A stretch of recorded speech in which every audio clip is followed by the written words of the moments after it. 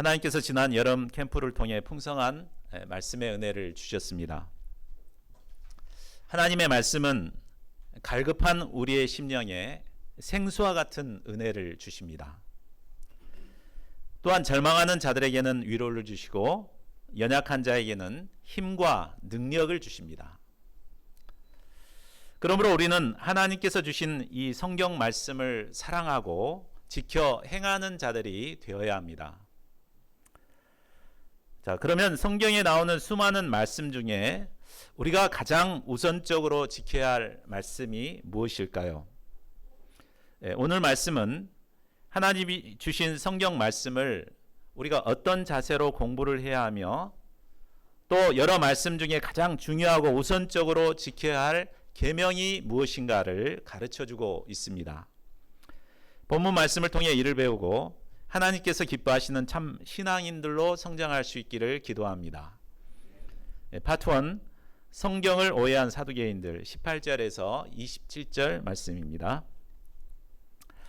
자, 예수님께서 예루살렘에 입성하신 이후로 계속해서 종교 지도자들과의 갈등이 계속되었습니다. 그들은 예수님께 따지러 왔다가 혹은 예수님을 시험하러 왔다가 판판이 깨지고 돌아갔습니다.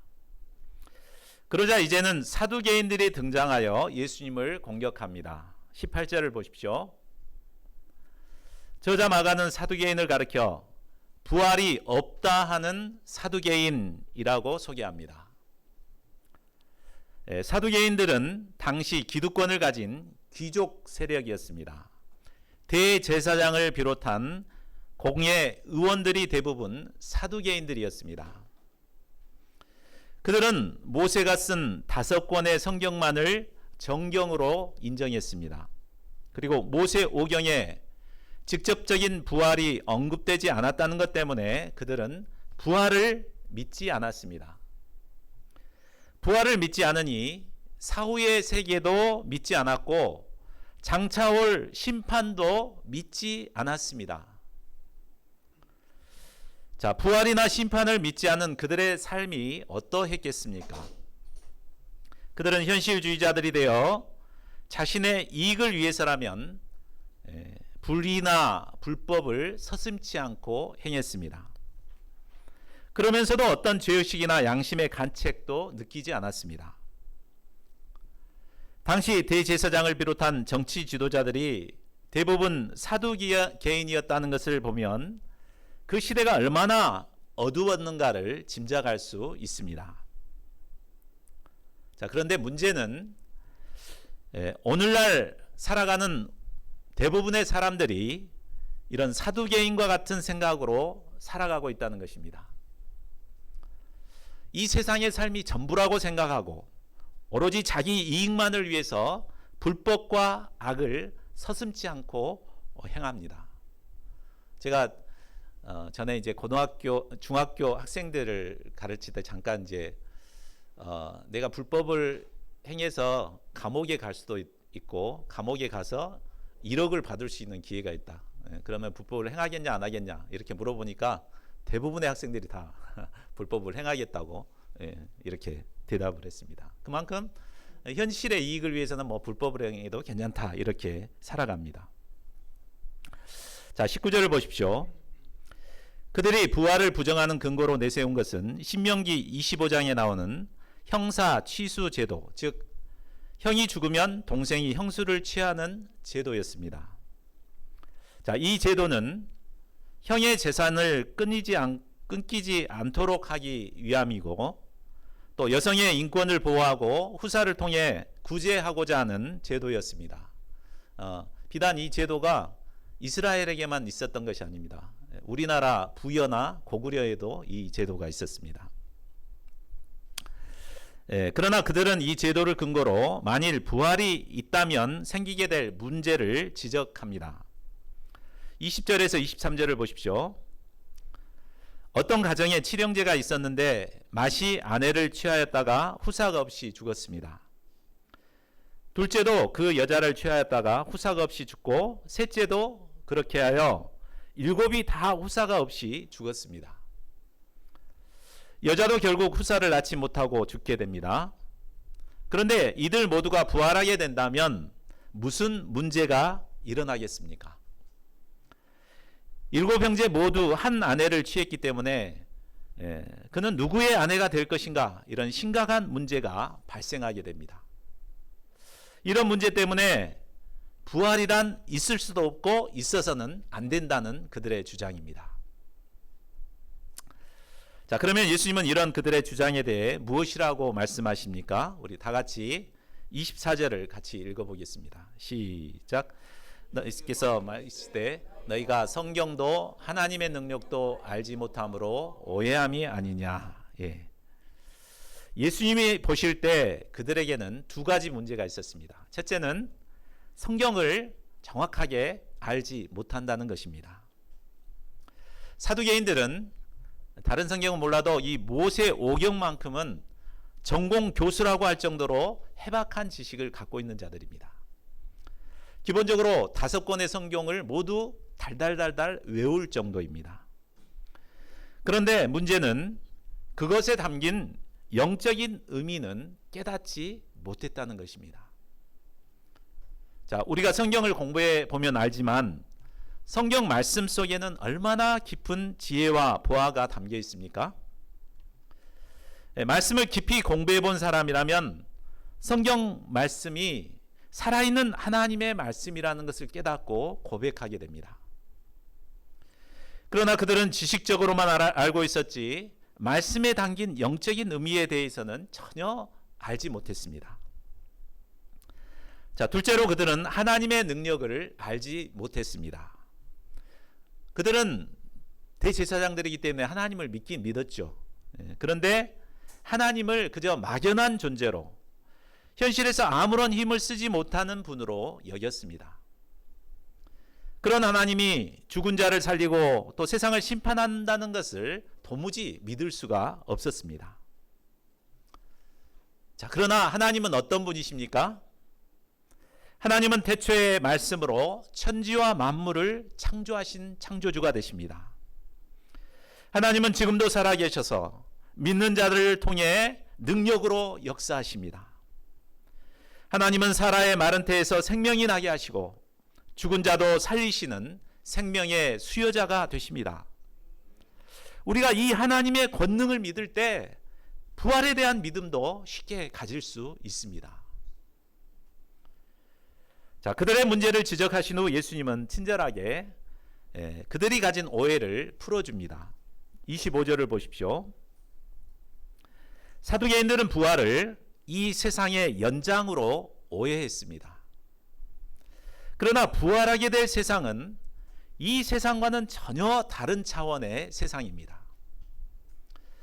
부활하게 되면 우리는 마치 천사와 같이 신령한 존재로 변화하게 됩니다. 이 때문에 더 이상 장가가거나 시집갈 필요가 없게 됩니다. 우리가 장가가고 시집가는 이유가 후세를 낳아 기르기 위한 거죠. 근데 영원히 죽지 않은데 무슨 결혼이 필요하겠습니까? 자, 이렇게 말하면 이성 간의 결혼도 없고 같이 살지 않는다면 무슨 재미가 있겠는가, 이렇게 의문을 가질 분들이 있습니다. 그러나 부활할 때 우리의 몸은 우리가 상상할 수도 없는 영광스러운 모습으로 변화하게 됩니다. 마치 예수님께서 변화산에서 아주 신령한 모습으로 변화했듯이 우리가 그처럼 변화하게 될 것입니다. 그때 우리는 전혀 우리 육신의 몸으로는 경험해 보지 못한 더 크고 신령한 기쁨을 누리며 살게 됩니다. 자, 예수님은 계속해서 그들이 잘 알고 있는 성경 말씀을 기초로 부활을 가르쳐 주십니다. 자, 26절을 보십시오. 출애굽기 3장 6절을 보면 하나님께서 가시떨기 불꽃 가운데서 모세를 부르실 때 자신을 계시합니다. 어떻게 계시합니까? 나는 아브라함의 하나님이요 이삭의 하나님이요 야곱의 하나님이로라, 이렇게 계시하셨습니다. 근데 히브리어 원문을 보면 이 말씀에 존재를 나타내는 비동사가 생략되어 있습니다. 그리고 히브리어에서 이 비동사를 생략하는 경우는 주로 과거나 현재나 미래를 모두 포함하는 영원성을 나타낼 때 일부러 비동사를 없앤다고 합니다. 자, 그 말은 뭔 말입니까? 아브라함과 이삭과 야곱이 과거에도 현재에도 미래에도 영원토록 하나님과 함께하는 살아있는 자가 된다는 말입니다. 지금 모세를 만나고 있는, 하나님이 만나고 있었을 때 이 아브라함, 이삭, 야곱은 400년 전, 600년 전에 이미 죽은 사람입니다. 그러나 여전히 그때까지도 살아서 하나님과 함께하고 있습니다.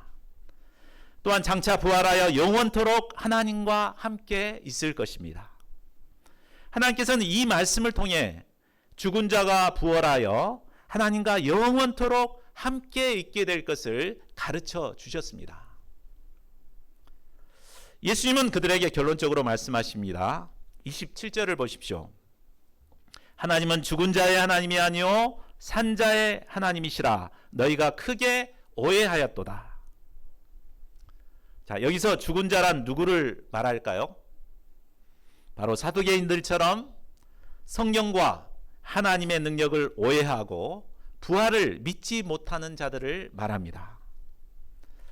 이런 자들은 늘 믿음이 없기 때문에 생각이 부정적이고 운명적입니다. 말이나 생각에 죽음의 그늘이 드리워져 표정이나 행동도 죽어 있습니다. 오로지 자기 이익만을 살아가고 불법을 행하는 자들입니다. 이들은 살아있으나 죽은 자들이나 다름없습니다. 자, 반면에 산 자들은 어떤 자들입니까? 아브라함과 이삭과 야곱과 같이 믿음으로 산 자들입니다. 말씀을 통해 하나님을 바로 알고 하나님의 능력을 믿고 살아가는 자들입니다. 이들은 이 땅에서 부활의 능력으로 살다가 장차 예수님이 재림하실 때 신령한 몸으로 부활하여 영원토록 하나님과 함께할 것입니다. 자, 여러분은 과연 산 자입니까? 죽은 자입니까? 저희 모두가 성경 말씀을 바로 알고 하나님의 능력을 믿음으로 살아가는 산 자들이 될 수 있기를 기도합니다. 이를 통해 부활의 능력을 덧입어 살 뿐만 아니라 장차 영원한 부활의 영광에 이르는 자들이 될 수 있기를 기도합니다. 파트 2, 첫째 계명을 가르쳐 주신 예수님, 28절에서 37절입니다. 지금까지 예수님께 나온 자들은 대부분 예수님께 적대감을 가진 자들이었습니다. 그런데 그런 부류들과 다른 한 사람이 예수님을 찾아옵니다. 28절을 보십시오. 한 서기관이 종교 지도자들과 변론하시는 예수님을 지켜보았습니다. 그는 예수님께서 지혜롭게 대답하시는 것을 보고 큰 감동을 받았습니다. 그리고 이제 그는 예수님께 나와 그가 평소 궁금하게 생각해왔던 것을 질문합니다. 그것은 모든 계명 중에 첫째가 무엇인가 하는 것입니다. 자, 모세 오경을 보면 우리가 지켜야 할 계명들이 나오는데 무려 613가지입니다. 서기관들은 성경학자들로서 어떤 계명이 가장 우선적으로 지켜야 할 것인가 이렇게 순번을 정하고 또 그것에 대해서 막 토론하는 논쟁하고 토론해 왔습니다. 서기관은 지혜롭게 대답하신 예수님께서 이 질문에 대해서도 명쾌한 답을 주시기를 바라고 물어본 것입니다. 모든 계명 중에 첫째가 무엇입니까? 자, 사실 이 질문은 우리의 질문이기도 하죠. 여기에 대해 예수님은 무엇이라고 대답합니까? 자, 29절을 보십시오. 첫째는 이것이니 이스라엘아 들으라 주 곧 우리 하나님은 유일한 주시라. 예수님은 첫째되는 계명을 말씀하시기 전에 먼저 하나님이 어떤 분이신가를 말씀하십니다. 이는 하나님이 어떤 분인가로 알고 있느냐에 따라서 계명에 대한 우리의 자세가 달라지기 때문입니다. 예수님은 하나님을 유일한 주시라고 말씀하십니다. 이 말은 하나님은 다른 어떤 것과 비교할 수 없는 절대적이고 유일한 경배의 대상이 되신다는 말입니다. 또한 하나님은 천지 만물을 존재케 하신 유일한 창조주가 되시고 또 죄를 범한 인류를 구원하실 유일한 구원의 주님이 되신다는 말입니다. 자, 하나님을 어떤 분으로 믿는가에 따라 우리의 자세가 달라지게 됩니다. 어떤 분은 하나님을 마음씨 좋은 옆집 아저씨처럼 쉽게 생각하는 분들이 있습니다. 뭐 이 정도 해도 하나님 괜찮겠지 뭐 이렇게 생각합니다. 어떤 분은 하나님을 인정사정 봐주지 않는 아주 딱딱하고 편협한 분으로 생각하는 분이 있습니다. 그러나 하나님은 유일한 창조주가 되시고 우리를 구원하시는 구속의 주님이 되십니다. 이 믿음이 있을 때 우리는 하나님이 주신 계명을 절대적으로 지킬 수 있습니다. 자, 그러면 유일한 주가 되신 하나님 앞에서 우리가 첫 번째로 지켜야 할 계명이 무엇입니까? 우리 30절을 같이 읽어보겠습니다. 시작. 내 마음을 다하고 목숨을 다하고 뜻을 다하고 힘을 다하여 주 너의 하나님을 사랑하라 하신 것이요. 자, 이 말씀은 신명기 6장 5절 말씀으로 우리가 하나님을 사랑하되 어떻게 사랑해야 하는가를 가르쳐 줍니다. 자, 어떻게 사랑해야 됩니까? 첫째로 마음을 다해 하나님을 사랑해야 합니다. 마음이란 지, 정, 의를 움직이는 근원이 됩니다. 자, 누군가를 마음으로부터 사랑하게 되면 어떻습니까? 사랑하는 사람을 생각만 해도 기분이 좋아집니다. 사랑하는 사람을 만날 것을 생각하면 기다려지고 그와 함께 있는 시간이 너무나 빠르게 지나갑니다. 시간 가는 줄 모릅니다. 사랑하는 사람이 원하는 것이라면 무엇이라도 해주고 싶습니다. 반면에 마음으로 사랑하지 않고 생각으로만 사랑하게 되면 어떻습니까? 어떻게 해야 하는 것은 잘 알면서도 선뜻 행동으로 옮겨지지 않습니다. 사랑을 표현하더라도 영혼 없는 말이나 영혼 없는 행동으로 대하게 될 것입니다. 어쩔 수 없는 의무감이나 책임감 때문에 마지못해 형식적으로 대하게 될 뿐입니다. 우리가 하나님을 섬기는 것도 마찬가지입니다. 우리가 하나님을 마음을 들여 사랑하게 되면 하나님과 함께하는 시간이 사모가 되고 기대가 됩니다. 하나님과 함께하고 하나님께 드리는 시간이 전혀 아깝지 않습니다. 오히려 행복합니다. 그러나 하나님을 마음으로부터 사랑하지 않으면 어떻습니까? 함께 있는 시간이 너무 지루합니다. 왜 이렇게 빨리 안 끝내는가 이렇게 지루해합니다. 섬길 때도 마지못해 의무감으로 섬기게 됩니다. 하나님께서는 결코 마음 없이 섬기는 것을 원치 않으십니다. 비록 작은 섬김일지라도 마음으로부터 하나님을 사랑하여 섬기기를 원하십니다. 하나님은 이처럼 마음으로부터 사랑하고 섬기는 자를 기뻐하시고 그에게 풍성한 은혜를 주십니다. 둘째로 하나님을 목숨을 다해 사랑해야 합니다.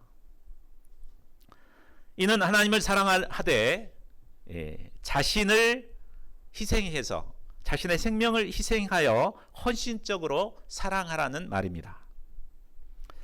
우리가 사랑하는 사람을 위해 희생하는 것은 희생이 아니라 오히려 기쁨이요 그것을 영광으로 여깁니다. 이 때문에 누가 뭐라고 하지 않아도 사랑하는 사람을 위해서 전적으로 희생합니다. 막 피곤하지도 않습니다.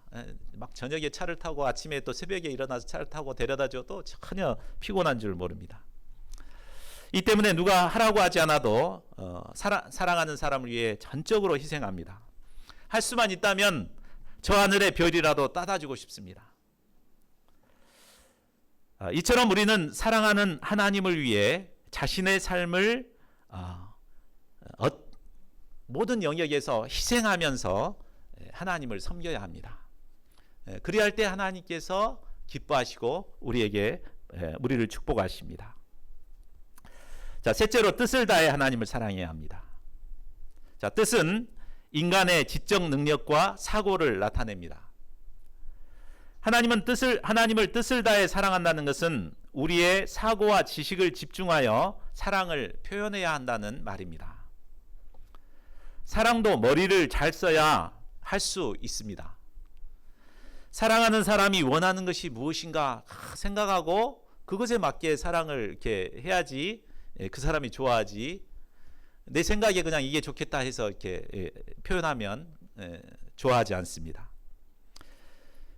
그러므로 뜻을 다해 하나님께서 무엇을 기뻐하실 것인가 우리가 늘 깊이 생각하고 하나님의 사랑을 표현해야 합니다.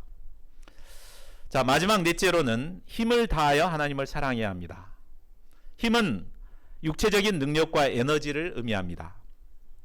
하나님께서 무엇을 기뻐하시는지를 알았으면 이제는 온 힘과 에너지를 다해서 하나님의 사랑을 이제 실천해야 합니다. 자, 하나님을 마음을 다하고 목숨을 다하고 뜻을 다하고 힘을 다하여 사랑하라는 것은 한마디로 전 인격적으로 최선을 다해 사랑하라는 말입니다. 우리는 하나님을 사랑하되 적당히 미적지근하게 사랑하기 쉽습니다. 그러나 하나님은 적당히 사랑해야 할 대상이 아니십니다. 하나님은 우리의 온 마음과 목숨과 뜻과 힘을 다하여 사랑해야 할 유일한 주가 되십니다. 예수님은 덧붙여 둘째 계명도 말씀해 주십니다. 31절을 보십시오. 둘째는 이것이니 내 이웃을 내 자신과 같이 사랑하라 하신 것이라. 이보다 더 큰 계명이 없느니라. 사람들은 누구나 자신을 사랑합니다. 어떻게 사랑합니까? 조금만 배가 고파도 막 먹을 것을 찾아 먹습니다. 갖고 싶은 것이 있으면 기필코 사고야 맙니다. 또 조금이라도 아프면 약을 먹고 치료를 받습니다. 그런데 하나님께서는 우리가 자신을 이처럼 사랑한 것 같이 이웃에게도 이런 사랑을 베풀라고 하십니다. 자신에게 관심을 쏟고 자신을 챙기는 것처럼 이웃에게도 그렇게 하라고 하십니다. 자기를 귀히 여기고 존중하는 것처럼 이웃도 귀히 여기고 존중히 여기라고 하십니다.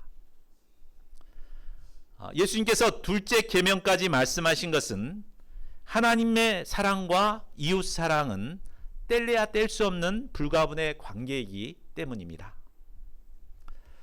자, 예수님의 대답을 들은 서기관의 반응이 어떠합니까? 32, 33절을 보십시오. 서기관이 대답합니다. 선생님이 옳소이다. 하나님은 한 분이시오 그 외에 다른 이가 없다 하신 말씀이 참이니이다. 또 마음을 다하고 지혜를 다하고 힘을 다하여 하나님을 사랑하는 것과 또 이웃을 자기 자신과 같이 사랑하는 것이 전체로 드리는 모든 번제물과 기타 제물보다 나으니이다. 서기관은 예수님의 말씀에 깊이 공감했습니다. 그가 생각할 때도 하나님께 드리는 번제물이나 다른 제물보다 하나님을 사랑하고 이웃 사랑하는 것이 모든 계명 중에 우선적으로 지켜야 할 계명이었습니다. 자, 하나님을 섬기는 우리는 해야 할 일이 많이 있습니다. 우리가 하나님 섬기면서 무슨 일을 해야 됩니까? 우리가 주일 예배에 나와서 이렇게 섬기는 것도 하나님 사랑하기 때문에 하는 거죠. 또 하나님을 사랑하기 때문에 찬양하고 기도하고 봉사하고 여러 섬기는 일들을 합니다. 자, 물론 이런 모든 일들이 다 중요합니다. 그러나 그 어떤 것도 하나님을 사랑하고 이웃을 자신과 같이 사랑하는 것보다 더 우선될 수 없습니다. 그러므로 우리는 먼저 하나님 사랑과 이웃 사랑을 실천해야 합니다. 하나님을 사랑함으로 하나님을 예배해야 합니다. 하나님을 사랑함으로 하나님을 찬양하고 기도해야 합니다. 하나님의 사랑에 기초하여 이웃을 사랑하고 그 사랑에 기초하여 봉사하고 여러 섬기는 일들을 감당해야 합니다. 그래야 할 때 하나님께서 이런 우리를 사랑하시고 풍성한 은혜를 베풀어 주십니다. 34절을 보십시오. 예수님은 서기관이 지혜 있게 대답함을 보시고 그를 칭찬하십니다. 내가 하나님의 나라에서 멀지 않도다. 서기관은 예수님의 말씀을 통해 진리를 깨달았습니다. 그러나 말씀을 깨닫고 은혜를 받았다고 모두 하나님 나라에 들어가는 것은 아닙니다. 가깝다고 했지 들어갔다고 말하지 않았죠? 어떻게 하나님 나라에 들어갈 수 있습니까? 그것은 하나님께서 보내신 예수 그리스도를 영접해야 들어갈 수 있습니다. 이에 예수님은 말씀에 기초하여 참된 그리스도관을 가르쳐 주십니다. 35절을 보십시오. 서기관들은 백성들에게 그리스도가 다윗의 자손이라고 가르쳤습니다. 물론 구약 성경을 보면 다윗의 씨에서 그리스도가 나실 것을 예언하고 있습니다. 그런데 문제는 그리스도의 신성은 알지 못하고 그저 인성만 강조한 데 있었습니다. 그래서 사람들은 그리스도가 오시면 다윗 왕 때처럼 통일 이스라엘을 이루어주고 태평 성대가 펼쳐질 것을 기대했습니다. 그러나 예수님은 정치적인 메시아로 오시지 않고 구원의 주님으로 오십니다. 예수님은 성경 말씀을 통해 예수님이 다윗의 구주가 되신다는 사실을 가르쳐 줍니다. 36절을 보십시오. 자, 이 말씀은 시편 110편 1절에 나온 말씀입니다. 이 시를 통해 다윗은 자신의 후손으로 나실 그리스도를 가리켜 내 주라고 부르고 있습니다. 이는 다윗의 후손으로 나실 그리스도가 하나님 보좌 우편에 앉아 온 세상을 통치하시는 하나님이 되신다는 것을 보여주고 있습니다. 장차 그리스도 예수님은 인생들의 근본 문제인 죄와 죽음의 문제를 십자가와 부활을 통해 해결하십니다. 그리고 하나님 보좌 우편에 앉아 세상을 심판하실 분이십니다. 이 예수님을 구주로 영접하는 자가 바로 하나님 나라를 소유하고 누리는 은혜를 얻게 됩니다. 자, 이상을 통해 우리는 신앙생활에 있어서 가장 우선적으로 지켜야 할 계명이 무엇인가를 배웠습니다.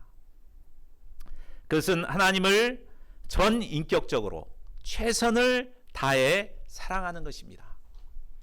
그리고 그 사랑에 기초하여 이웃을 내 몸처럼 사랑하는 것입니다.